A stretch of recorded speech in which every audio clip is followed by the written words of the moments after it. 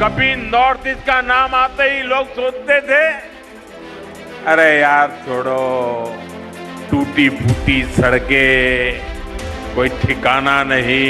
वो भी एक वक्त था, ये भी एक वक्त है।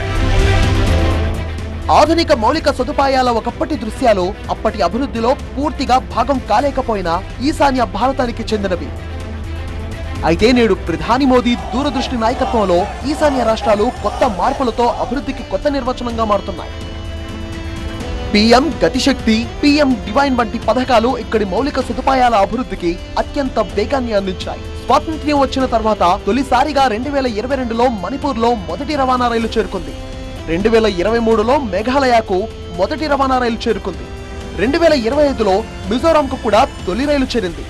అరుణాచల్ ప్రదేశ్ లో అన్ని కాలాల్లోనూ రవాణా సౌకర్యాన్ని అందించే చారిత్రాత్మక సేలా టన్నెల్ అయిన, మిజోరాంలోని బైరాబీ సైరాంగ్ రైల్వే లైన్ అయిన ఈశాన్య రాష్ట్రాల రాజధానులు తొలిసారిగా నేరుగా జాతీయ రైల్వే నెట్వర్క్ తో అనుసంధానమవుతున్నాయి.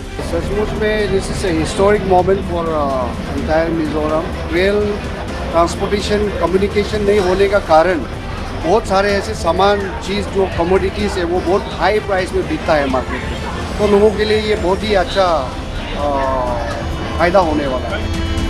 2014 వరకు మొత్తం ఈశాన్య ప్రాంతంలో కేవలం 9 విమానాశ్రయాలు మాత్రమే ఉండగా నేడు వాటి సంఖ్య 17కు పెరిగింది.